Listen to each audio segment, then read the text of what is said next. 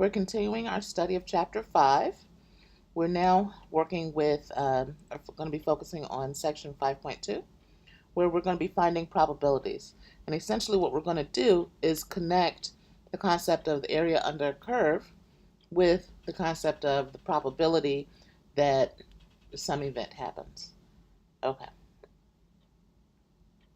So we have one objective.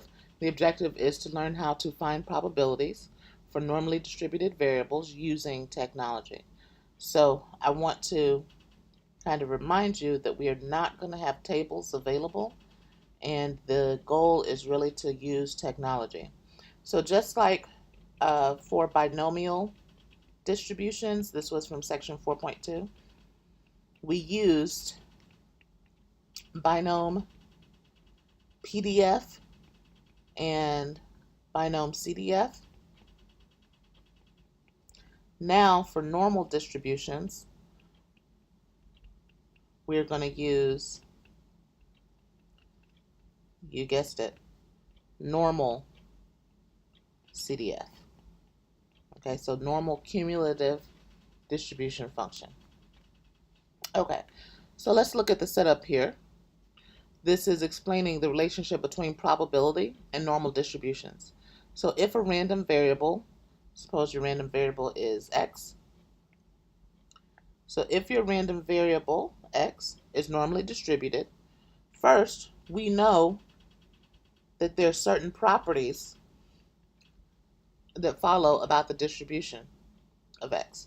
So we know it's going to be bell-shaped and symmetric, right? We know the area under the curve is going to be equal to 1. And we have all these different properties that we automatically know. So that's why we can go straight to drawing a curve like this for our normal curve.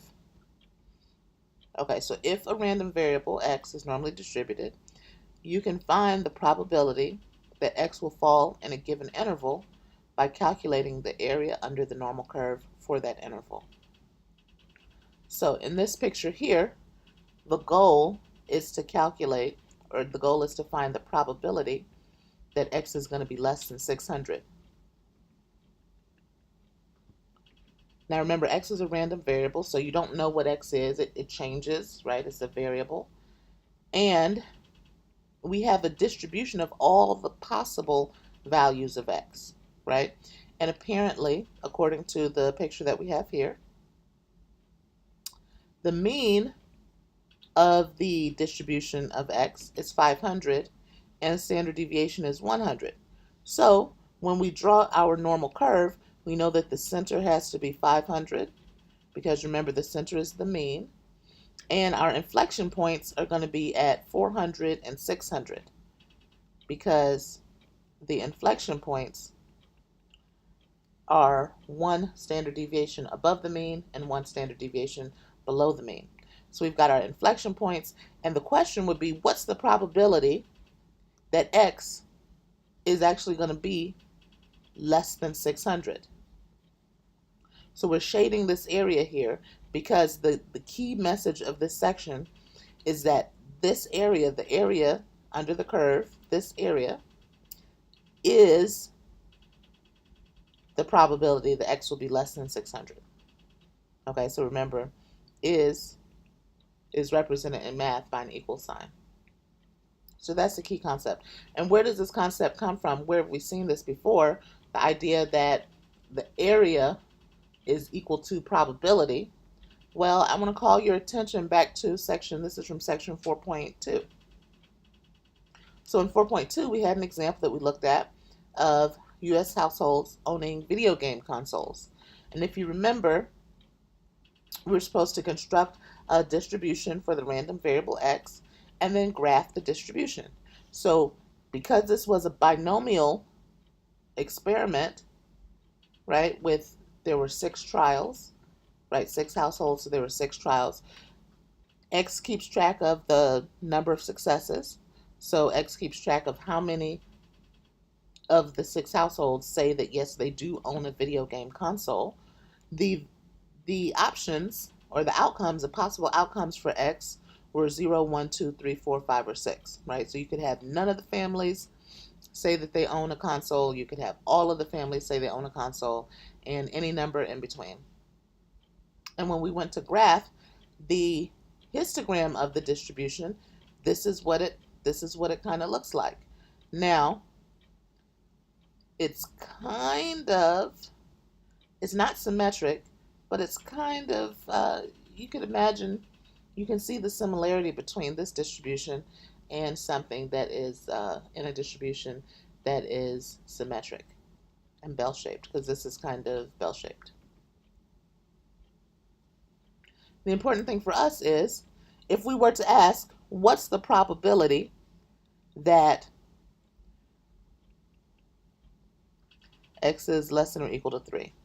Right? What's the probability that 3 or less of the households will say that they own a video console? In order to figure that out, we would have computed binom CDF, and the number of trials is 6. The probability of success would have been 0.6.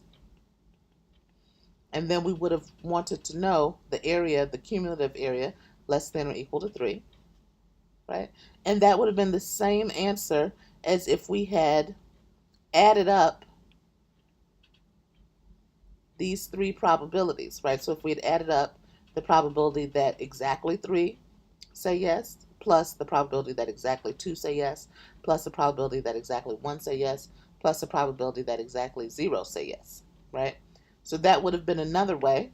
All of these would be probability x equals 0, plus the probability x equals 1, plus the probability x equals 2, plus the probability that x equals 3. That is the same as adding the area under the area of these 3 little rectangles, or 4 rectangles. Because what is the area of one of these rectangles? It's going to be the width times the height. The height is the probability, right? The height is the probability. That determines how high the bar is. And the width is 1. So the width is 1.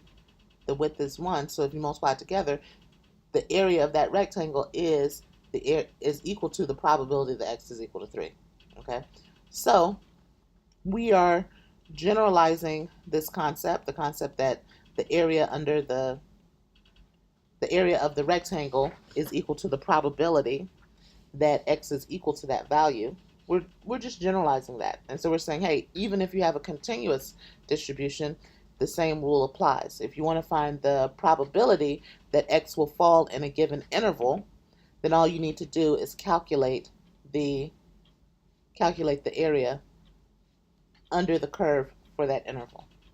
And so for us here, if we want the probability that x is going to be less than 600, we can just find the area of this shaded region right here. And the syntax would be normal CDF. Our lower is going to be -1 E99. Our upper is going to be 600. And for the mean, we need to put 500. And for the standard deviation, we'll put 100. Right, because that's the mean, and the standard deviation is given to us. And then you put that in your calculator. So let's see here. So go to second second vars, which will give you distribution. And normal CDF should be number 2. So hit enter. Your lower is probably already going to be in there. Your upper is going to be 600. Your mean is 500. And your standard deviation is 100. Paste. And what will we have? We would have 0.84134447, which means that this probability is about 84.13%. Right? Which is the same thing as saying it is 0.084. Oh, sorry, I have an extra 0 in here. 0.8413. Okay? Now I want to point out one last thing before moving on. And the last thing I want to point out is the empirical rule. So if you notice, let's see here, let's put back in our little 400. If you notice, this is bell-shaped, our distribution is bell-shaped, and according to the empirical rule, if we wanted to find the probability that X is in between here and here, we've got a 34% likelihood that X is in this region, 34% in this region, right? Remember, we've got, let's see here, for the empirical rule, it is, I know this part here is 68%, so we could split that 68 into 34 and 34 because we have symmetry. And then the next, I think, is 95%. So let me actually add a page below. Okay, so what are we working with here? So now the empirical rule, if we recall it, says that within one standard deviation, you'll have 68%, right? So that means that 34% is the probability that your distribution is going to be in this little region, 34% from here to here, 34% from here to here, and now it's 98% within two standard deviations, 95%, sorry, 95%, and then 99.7% within three standard deviations.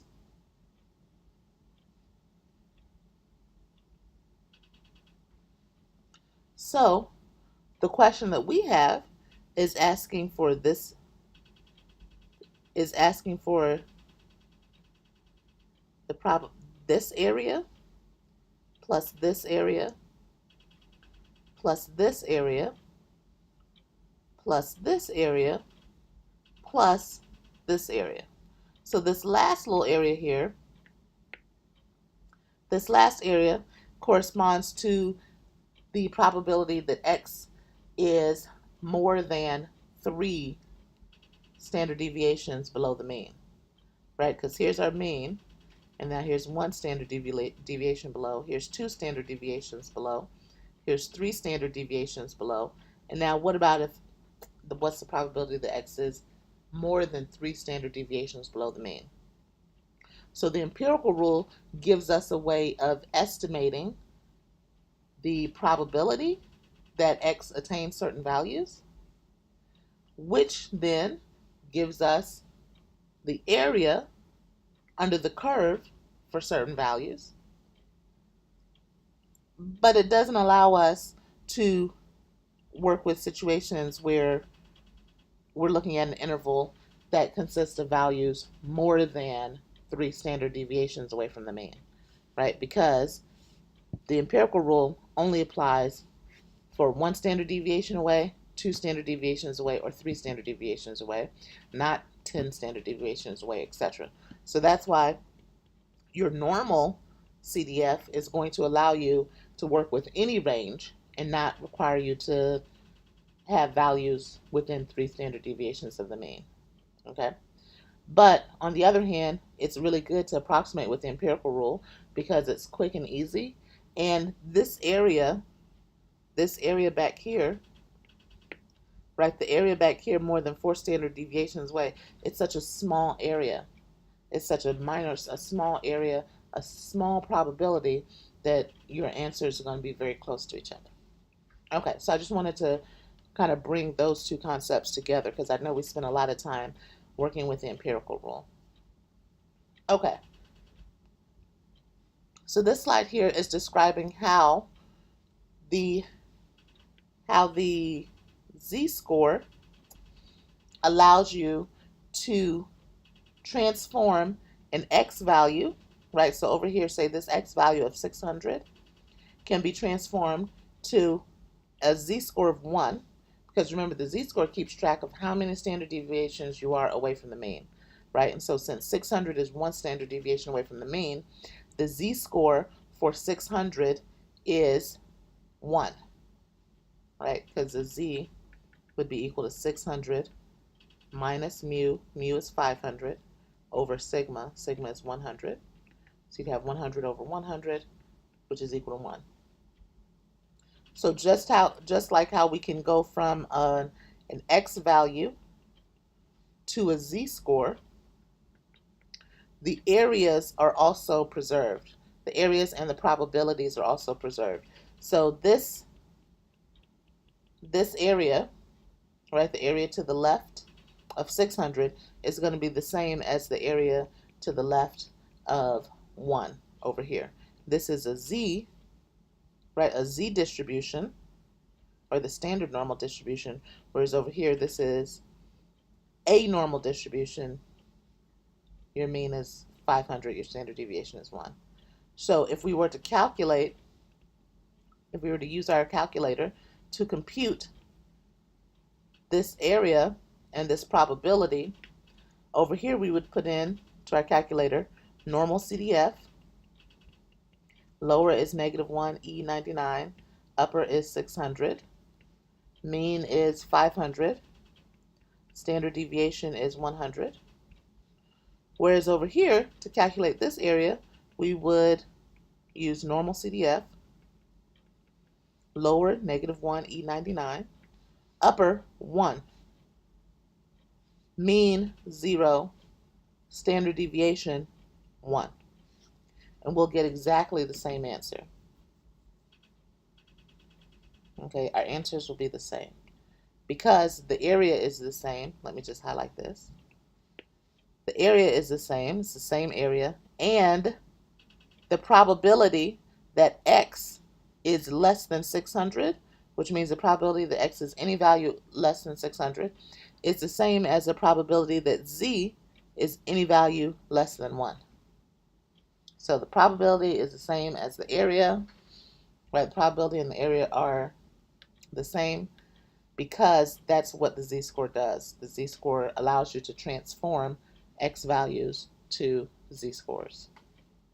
Let's do an example. A survey indicates that people use their cell phones on an average of 1.5 years before buying a new one.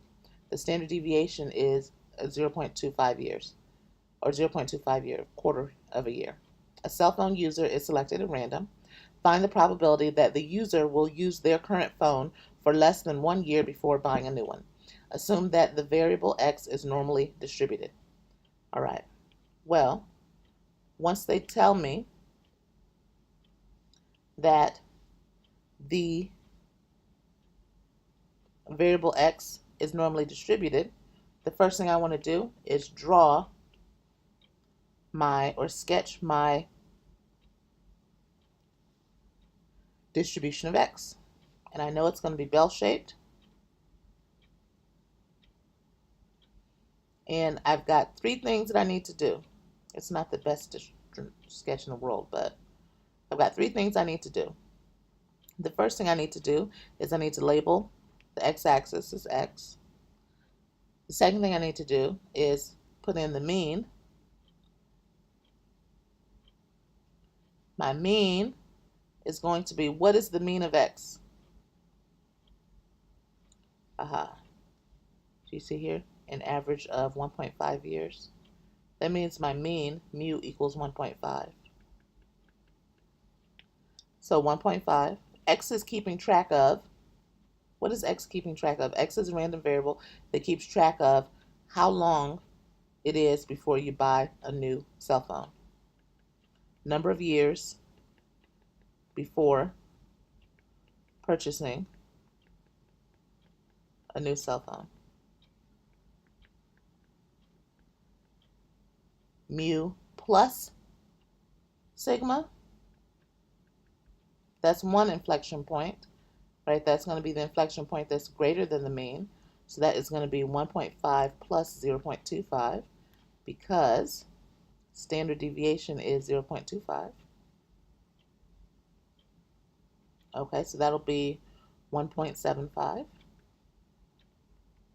And then I need my other inflection point, which is mu minus sigma.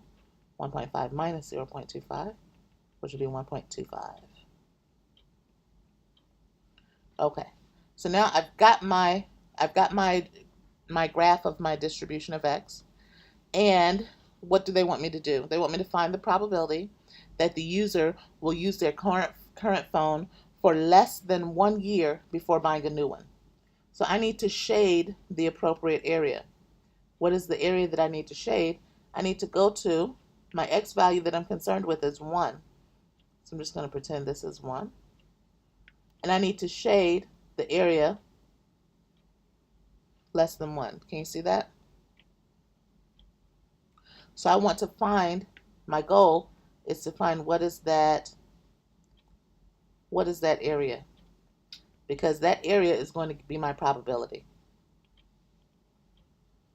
Now, to find the area, all I need to do is to use my calculator, normal CDF. My lower is going to be -1, E99. My upper, 1. My mean, 1.5. My standard deviation, 0.25. So I'm going to go to second bars to hit distribution. I'm going to click number 2 for normal CDF. My lower, -1, E99. Upper, 1. Mean, 1.5. And standard deviation, sigma, 0.25. And then go to paste, hit enter again, and I'm going to get 0.02275. So find the probability. My goal is to find the probability that the user will use their current phone for less than 1 year before buying a new one. The probability that x is less than 1 equals 0.02275, which is about 2.3%. All right. Oh, sorry. Could have written all that over there. But no problem. All right, let's do another one.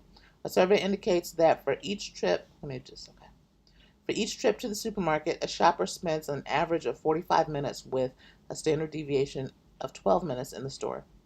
The length of time spent in the store is normally distributed and is represented by the variable x.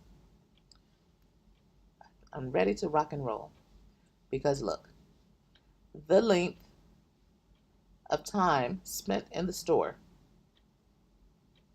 is normally distributed and is represented by the variable x. So I know my variable x is going to equal length of time spent in store.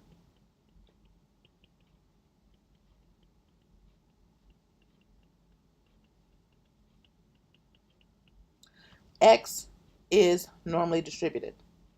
So that means x is going to be bell-shaped, symmetric. The center is going to be the mean. And I'll have my inflection point, so I'm going to label this x down here. My mean is 45. How did I get that? Average of 45 minutes.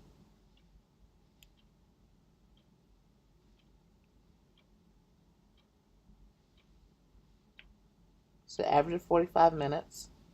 It's 8:15. Standard deviation of 12 minutes. So what are my inflection points? My inflection points are going to be, I need 45 plus 12. That's going to be 57.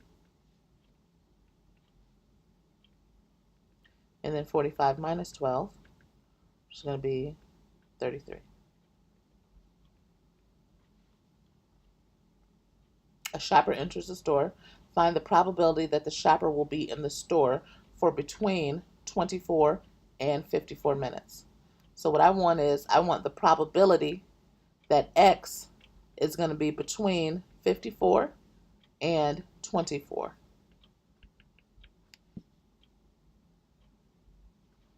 Okay. So I'm just going to copy this. Paste. And I need to shade the appropriate area. So 24, I'm just going to put it somewhere over here. In 54, I'm going to put it somewhere over here.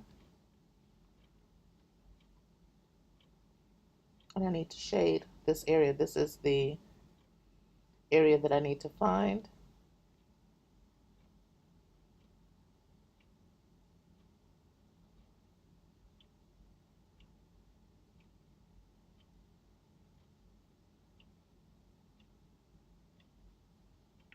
What is the syntax? Normal CDF,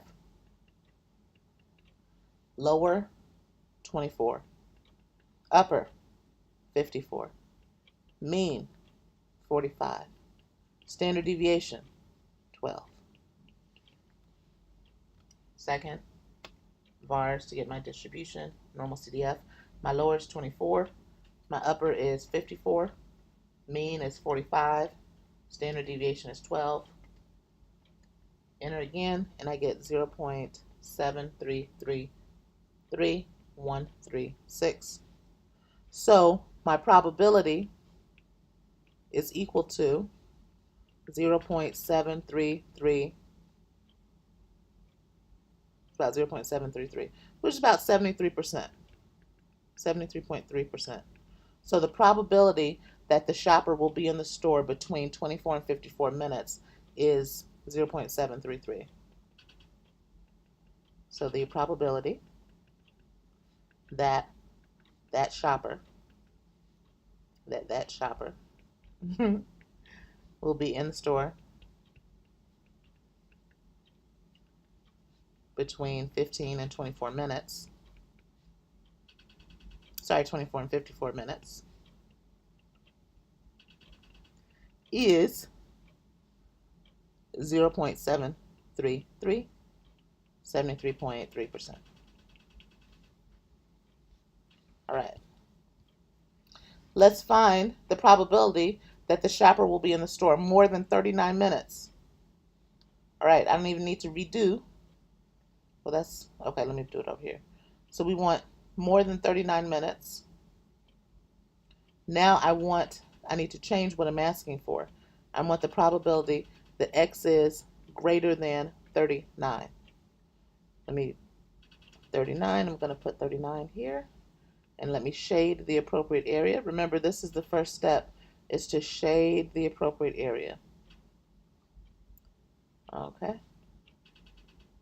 So this is the area we want to know what's the probability that the shopper is going to be in the store more than 39 minutes. So what is my syntax? Normal CDF. My lower, 39. My upper, 1E99. My mean, 45. My standard deviation, 12. So second, vars, distribution, go to normal CDF. Lower is 39. Upper is 1. Now to get to E, remember you click second comma. Second, and then there's that little comma button. And above the comma is going to have a blue EE. That's what you need. Okay, 99. My mean is 45. Standard deviation is 12. Hit enter again, and I will get 0.691462467 So the probability that the shopper is going to be in that store more than 39 minutes, copy, paste, will be in there more than 39 minutes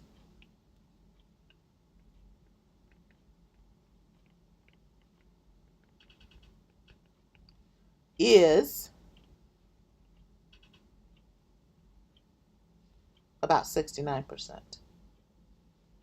Okay, 0.69. Say 0.69, 69%. Ooh, we're still in that grocery store.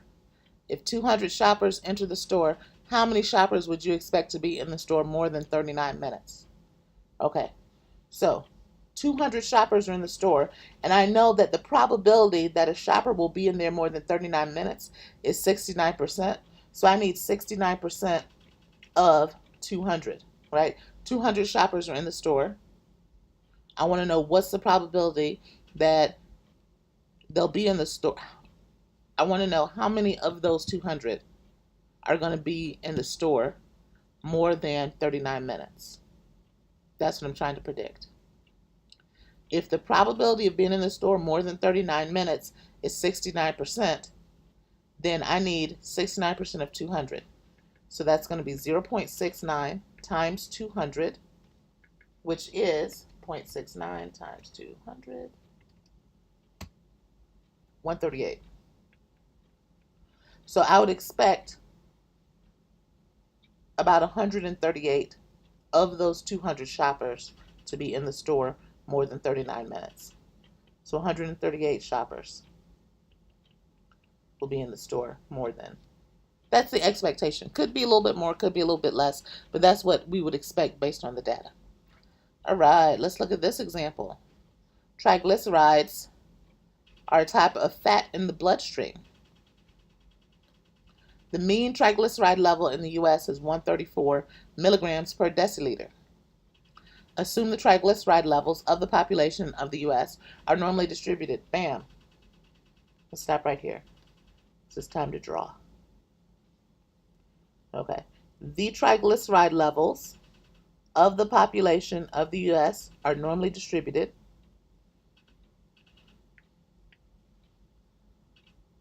I need to add a page. Add a page below. Okay, so if they are normally distributed, that means we're looking at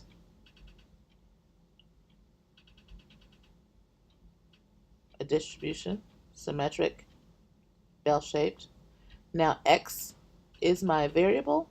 What is x going to be? X is going to be the triglyceride level. Right, triglyceride levels. Triglyceride level of a person in the U.S. Because that's a random variable. If you go to, if you change your person, that's going to change the triglyceride level, right? So it's a random variable. And all triglyceride levels are randomly, or this random variable is normally distributed. And it tells us, we're told that the standard deviation is 35 milligrams per deciliter. So standard deviation of 35 milligrams per deciliter. And a mean, right, the mean level is 134 milligrams per deciliter. So mu is 134 and sigma is 35. So let me incorporate into my drawing my mean, which is going to be 134, and now I need my inflection points. So what are my inflection points? So for this first one, I need 134 plus 35. And then for the second one here, I'll need 134 minus 35. So what is 134 plus 35? 169. And then 134 minus 35, 99. All right. Now, what is the question that I'm being asked?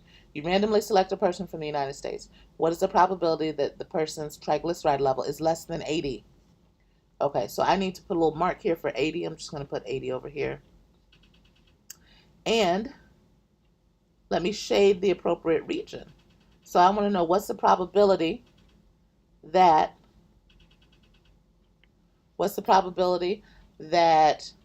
a person's triglyceride level is less than 80. I need to know that area because this area is going to give me the probability that the person's triglyceride level X is in this range down here. Okay, so what is my syntax? My syntax is going to be normal CDF. My lower, -1 E99. My upper, 80.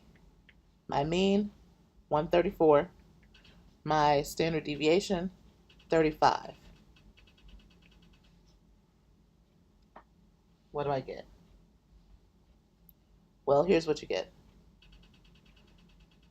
You should get about 0.061432. I'm going to point out here, notice that here the lower that they use is negative 10,000, right? Remember we said you can just pick any large number, any big negative number to be your lower, or any big positive number to be your upper. So we use negative 1E99. That's what's the default in the calculator. If you use negative 10,000, it'll give you the same, right? The decimals will be, the decimal difference is so small that either one is fine. So the probability is 0.06. So the probability that that person is going to have a triglyceride less than 80. So the probability that X is less than 80, 0.061432, which is about 6%. So there's a 6% likelihood that their triglyceride level is going to be, that person's level is going to be less than 80. Okay, so there we go. So we've worked several examples. And the thing to remember is, number one, draw your sketch. I find it to be helpful to verbalize or articulate X, right? What is X? X equals triglyceride level of the person in the US. Right here, what is X? We had the same X. X equals length of time spent in the store. Right, so figure out X, say what X is. That helps keep you on track. Number two, draw your sketch of your distribution. That sketch needs to have the mean. It needs to label X. And then, right on the x-axis, you know how you have X, because sometimes you have X, sometimes you have Z. So you need to label that so that you're clear. And then the third thing is your 2 inflection points. Once you do that, you need to shade the region that's under discussion, that's up for discussion, right? So shade, so you know, are you going to the left? Are you going to the right? Right? Are you, shading helps you to determine your lower and upper bounds easier. And then the last thing is to write down your command, your normal CDF command, right? Which is going to be lower, upper, mu, sigma. Because once you have that written down, that's how I know what value you are trying to compute. That's it. Thank you.